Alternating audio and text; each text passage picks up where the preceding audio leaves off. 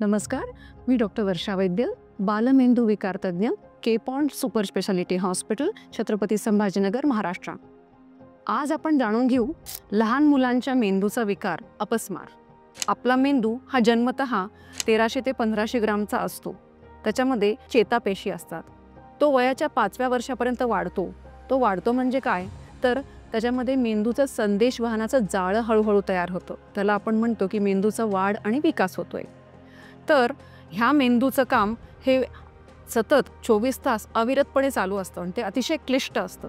मेंदूचे विविध भाग हे वेगळे कार्य करत असतात आणि त्याच्यासाठी त्यांना मेंदूच्या एका भागापासून दुसऱ्या भागापर्यंत संदेश द्यायचा असतो। ह्या मेंदूच्या कार्यामध्ये जन्मल्यापासून म्हणजे अगदी बाळ गर्भाशयात पोटात असल्यापासून प्रसूतीमध्ये आणि वयाच्या 5व्या वर्षापर्यंत कुठेही अडचण आली तर अपस्मार हा उद्भवू शकतो। तर हा अपस्माराची कारणं काय आहेत बरं? बाळ पोटात जेव्हा तयार होत असतं गर्भाशयामध्ये, तेव्हा त्याच्या मेंदूच्या जडणघडणीमध्ये जर काही अडचण आली, त्याला आपण कॉर्टिकल डिस्प्लाझिया म्हणतो, त्याच्यामुळे अपस्मार होऊ शकतो। बाळाच्या DNA मध्ये बाळ तयार होतानाच काही दोष झाले तर त्याच्यामुळे जनुकीय आजार होऊन जेनेटिक एपिलेप्सी तयार होऊ शकते। बाळाच्या चयापचय क्रियेमध्ये काही अडचण असेल तर काही इनहेरिटेड मेटाबॉलिक डिसऑर्डर्स ह्याच्यामुळे बाळाला झटके येऊ शकतात। तसंच बाळ हे अपुऱ्या दिवसाचं जन्मलं म्हणजे प्रीमॅच्युअर जन्मलं, त्याचं वजन कमी असेल तर त्याच्यामुळेही झटक्यांचा आजार होण्याची शक्यता आहे।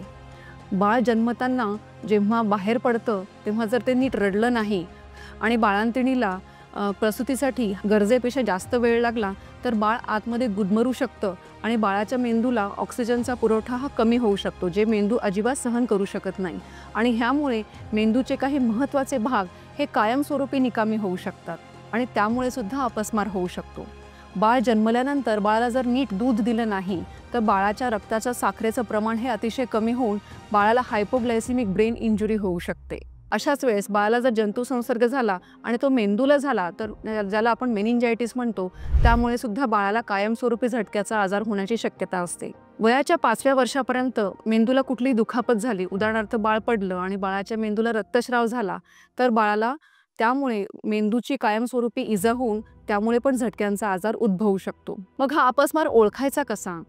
तर ह्या अपस्माराची वेगळी लक्षणं मुलांमध्ये दिसून येतात। तर ही लक्षणं आपण जाणून घेऊया।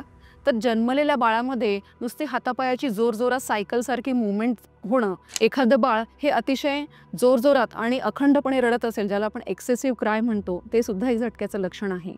काही मुलं ही दचकल्यासारखी अशी हालचाल करतात, ज्याला एपिलेप्टिक स्पाझम म्हणतो, हे अतिशय गंभीर अशा झटक्याचं लक्षण आहे।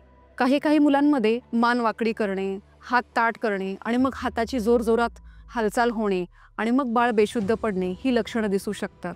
काही वेळा मुलं शाळेमध्ये काही सेकंदासाठी फ्रीज झाल्यासारखी स्थिर होऊन जातात, ते सुद्धा अपस्माराचं एक लक्षण असतं, ज्याला आम्ही ॲब्सेन्स एपिलेप्सी म्हणतो। मग अपस्माराचं निदान आपण कसं करतो? तर सर्वप्रथम बालमेंदू विकार तज्ञ किंवा योग्य तज्ञांचा सल्ला आपण घ्यायला हवा। त्यांनी सांगितलेल्यानुसार काही विशिष्ट तपासण्या आपण करायला हव्यात। उदाहरणार्थ EEG म्हणजे इलेक्ट्रोएन्केफेलोग्राफी, ह्यामध्ये मेंदूच्या आतमध्ये चाललेल्या विद्युत लहरींचा अभ्यास करतो आणि त्याप्रमाणे आपण अपस्माराचे वर्गीकरण करतो। नक्की या मुलाला कुठला अपस्मार झाला आहे हे अतिशय महत्त्वाचं आहे, कारण त्याद्वारेच कुठले औषध द्यायचे, कुठले औषध द्यायचे नाही हे ठरवलं जातं। दुसरी महत्त्वाची तपासणी म्हणजे MRI, ज्यामध्ये मेंदूचं स्ट्रक्चर किंवा रचना ही योग्य आहे की नाही हे तज्ञ तपासून पाहतात आणि त्यामुळे मेंदूचा काही भाग हा जर निकामी झालेला असेल किंवा मेंदूचा हा भाग नीट तयार झालेला नसेल तर त्याप्रमाणे उपचार पद्धती आपल्याला ठरवावी लागते। तसेच अनेक काही रक्ताच्या तपासण्या आहेत, ज्याच्यामध्ये शरीरातले काही घटक कमी किंवा जास्त आहेत हे बघता येतं। चयापचय क्रिया किंवा मेटाबॉलिझमचे आजार हे तपासण्यासाठी काही विशेष तपासण्या ही काही विशेष सेंटर्सलाच होते, तिकडे आपल्याला ती पाठवावी लागते। काही जनुकीय तपासण्या कराव्या लागतात, जेणेकरून जेनेटिक एपिलेप्सी किंवा जनुकीय आजार काही वेगळे आहेत का हे बघण्यासाठी आपल्याला त्याचा उपयोग होतो। अधिकतम अपस्मार हा नक्कीच चांगला बरा होऊ शकतो। अपस्मारावर नवीन औषधं खूप छान बाजारात उपलब्ध आहेत, जेणेकरून कमी औषधांमध्ये बाळाचे अपस्मार हे थांबवता येतील। त्याचा काही कमीत कमी साईड इफेक्ट असेल, बाळाच्या अभ्यासावर, झोपेवर, दैनंदिन कार्यावर ह्याचा परिणाम होणार नाही। त्याच्यामुळे वैद्यकीय सल्ल्यानुसारच ती औषधं आपण घ्यावी आणि त्याचे प्रमाण बाळाच्या वजनानुसार, वयानुसार आणि आजारानुसार ठरवलेले असते, त्यामुळे ते प्रमाण बदलू नये. तर जे औषध ज्या ब्रँडचं डॉक्टरांनी लिहून दिलेलं आहे तेच औषध आपण आपल्या मुलाला द्यावं. डॉक्टरांनी जो सल्ला दिलेला असेल तेवढ्या वेळेपर्यंत ती औषधं नक्की पूर्ण करावीत, म्हणजे आपल्या बाळाला पुन्हा तो त्रास उद्भवणार नाही. 100 पैकी 70 ते 80% रुग्णांना पुन्हा अपस्मार उद्भवत नाही, परंतु 20 ते 30% मुलं अशी असतात की ज्यांचे 1 किंवा 2 औषधं देऊन सुद्धा झटके थांबत नाहीत. अशाला आम्ही रेझिस्टंट एपिलेप्सी म्हणतो, की औषधं देऊन सुद्धा हा अपस्मार बरा होत नाही. हा गंभीर स्वरूपाचा अपस्मार असतो. कीटोजेनिक डाएट नावाचा एक प्रकार आहे. तर कीटोजेनिक डाएटमध्ये फॅटचं प्रमाण जास्त वाढून मेंदूचं झटक्यांचं प्रमाण कमी करण्याची ही एक नवीन उपचार पद्धती आहे. ह्याच्याने सुद्धा जर नाही झालं तर व्हॅगल नर्व स्टिम्युलेशन नावाची एक उपचार पद्धती आहे, जी भारतामध्ये फार कमी ठिकाणी उपलब्ध आहे. त्याचा सुद्धा आपण वापर करू शकतो. काही विशिष्ट रुग्णांमध्येच व्हॅगल नर्व स्टिम्युलेशन आपण वापरू शकतो. आणि सगळ्यात महत्त्वाचं म्हणजे एपिलेप्सी सर्जरी. ज्या मुलांमध्ये एकाच ठिकाणी झटक्यासाठी फोकस आहे, त्या ठिकाणचा भाग निकामी झालेला आहे, अशा रुग्णांसाठी एपिलेप्सी सर्जरी हे एक वरदानच आहे. अनेक रुग्णांना महत्त्वाचं म्हणजे टेम्पोरल लोब एपिलेप्सी, कॉर्टिकल डिस्प्लाझिया, अशा रुग्णांना एपिलेप्सी सर्जरी केल्यामुळे आयुष्यभरासाठी त्या झटक्याच्या आजारापासून मुक्तता मिळू शकते. बऱ्याच वेळा आपल्याला असं जाणवतं की अपस्माराचा उपचार घेत असताना मुलांना कधी रस्त्यावर, कधी शाळेमध्ये, कधी घरी हा अचानक झटका येतो.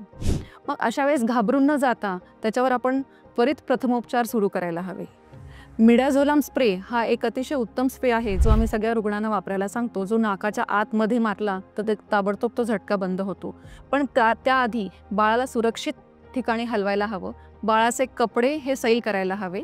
बाळाला डाव्या कुशीवर झोपायला हवं, कारण डाव्या कुशीवर झोपवल्यामुळे बाळाला जे काही लाळ येत असते, बाळ उलटी करत असतं, ते घशात जात नाही आणि ते बाहेर पडतं. जर लाळ आणि उलटी घशात गेली तर बाळाला श्वासोच्छवासाचा त्रास होऊ शकतो आणि बाळाची परिस्थिती गंभीर होऊ शकते. बऱ्याच वेळा आपण बघतो की झटका आला तर लोक कांदा हुंगवतात, किल्ली हुंगवतात, चपलेचा वास देतात. हे असं काहीही करू नये. ह्या सगळ्या अवैज्ञानिक क्रिया आहेत. अपस्मारामध्ये जेवढ्या लवकर निदान होईल, जेवढा लवकर उपचार सुरू होईल, तेवढा बाळाला फायदा होत असतो आणि बाळाची वाढ ही योग्य दिशेने होण्यासाठी मदत होते. प्रत्येक झटक्यागणिक बाळाच्या मेंदूवर हा परिणाम होतो आणि बाळाच्या मेंदूची क्षमता ही कमी कमी होत जाते. त्याच्या वाढीवर आणि विकासावर परिणाम होतो. त्यामुळे त्वरित निदान आणि त्वरित उपचार ही सूत्री अतिशय महत्त्वाची आहे. तर मला तुम्हाला सगळ्यांना असं सांगावंसं वाटतं की अपस्माराला घाबरून न जाता ह्याविषयी सगळ्यांनी जागरूकता निर्माण करावी आणि ही शास्त्रीय माहिती ही आपण सर्वांपर्यंत पोचवावी, म्हणजे ज्या गरजू बालकांना, ज्यांना अपस्मार आहे, त्यांना नक्कीच मदत होईल. धन्यवाद.